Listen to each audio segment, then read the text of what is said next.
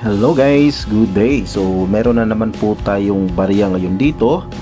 At ang tampok nating barya for today ay ito pong year 2017, under po sa BSP series po ito. Ayan. So itong year 2017 po ay meron pong dalawang uri. So meron pong year 2017 na NGC at ito pong hawak natin ay ang BSP series. So ito po ay transition coin. But for now, ang pag-uusapan po natin ay ito pong BSP series. So alamin po natin sa video na ito ang current status po ng baryang ito. So ito ba ay semi hard to find na?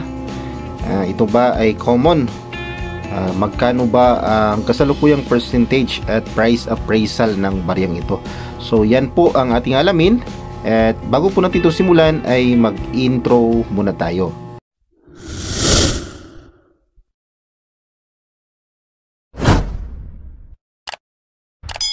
Ayan, hello po sa inyo lahat. Good day, magandang araw, mayong adlaw sa inyong tanan at welcome back po sa aking channel.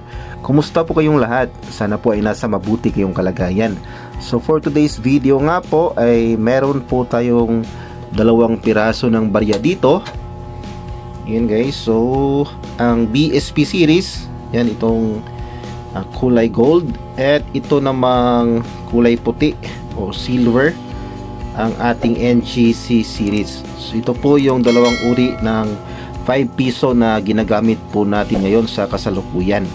But for today's topic, ang pag-uusapan po natin ay patungkol po dito sa ating BSP series. So specifically itong year 2017. So tulad nga po ng nabanggit ko po kanina, transitional coin po itong year 2017 natin. Meron din po itong NGC na klase po itong year 2017. So ang baryang ito nga po pala, ang series na ito ay nag-start po from 1995 hanggang sa 2017. At ito po ay ginagamit pa rin po natin. Ito po ay considered pa rin po as legal tender. So i-review po muna natin ang overs at ang reverse po ng baryang ito.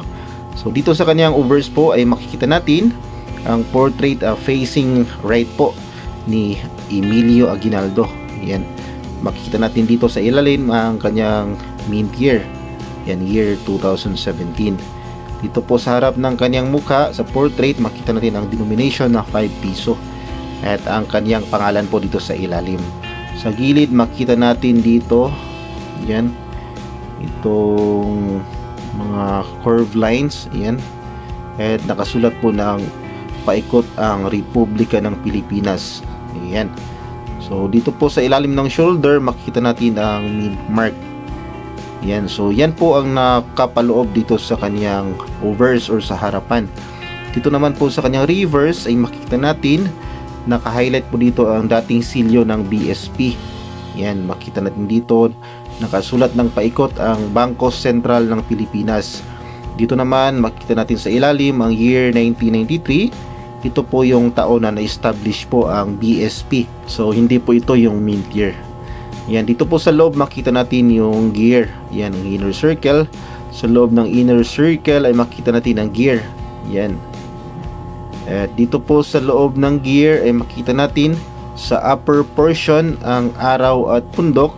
At dito sa lower portion, it symbolize po sa gisag ng watawat ng Pilipinas na may araw sa gitna at tatlong bituin sa gilid.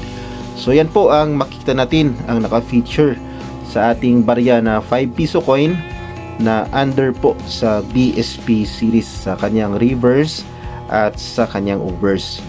At itong baryang ito po ay medyo matagal na rin po sa sirkulasyon.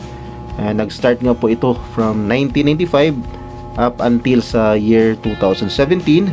At from 2017 naman po hanggang sa kasalukuyan, pinalitan na po siya ng NGC series po.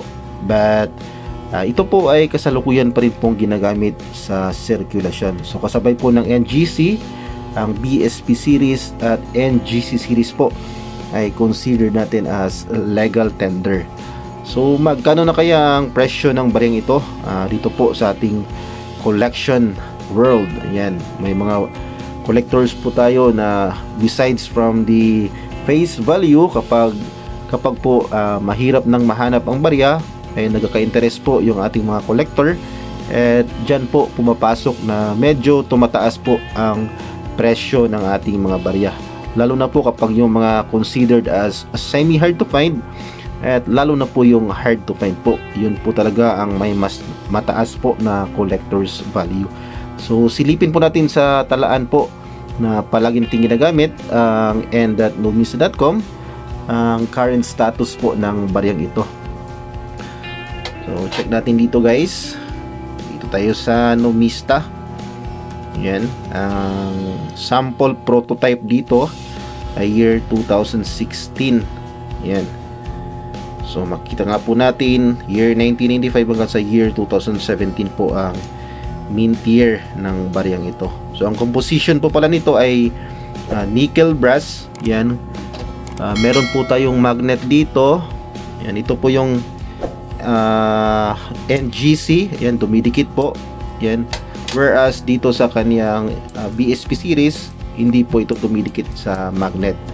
Yan po one of the transitions ng ating BSP to NGC na 5 piso. So punta na po tayo dito sa kanyang mint year. Ang i-update po natin, so, check natin dito sa year 2017. Ayan guys, ayan, so year 2017, kung mapapansin nyo ay isang variation lamang po ang year 2017. So reverse 3 na variant po meron ang year 2017. At ito po sa kanyang percentage ay medyo may kaliitan na rin po. So 1.8% po ang kanyang kasalukuyang percentage. Sa ibang denomination, itong 1.8% ay considered na po as semi hard to find.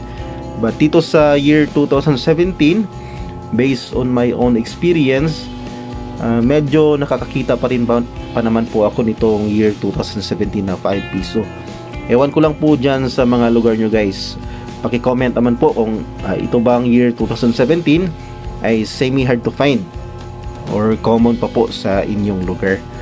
Or anyway, balik po tayo dito.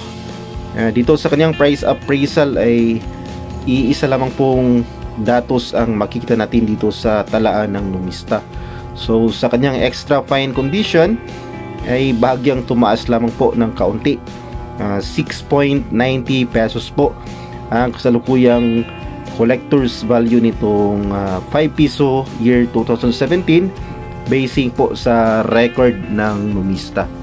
So yan guys, kahit na ito pa ay ginagamit natin sa circulation, ito na rin po ay meron na pong mga collector's value, but hindi po katulad ng mga hard to find or semi hard to find. Medyo mababa pa po ang kanyang collector's value basing po sa Numista. So yan lamang guys ang ating update dito sa year 2017 na 5 piso coin under sa BSP series. At sana po ay nakapagbigay na naman ako ng kaunting kalaman, kaunting impormasyon sa inyo regarding po dito sa ating hobby na coin collecting. At kung bago ka pa lamang po sa aking channel at gusto mong mga video na katulad nito, ay huwag mo na rin kalimutang mag-like, mag-comment, mag-share at mag-subscribe. At pakipindot na rin ang notification bell para updated ka sa mga susunod kong videos. And that's it for this video guys, and we'll see you again next time. God bless.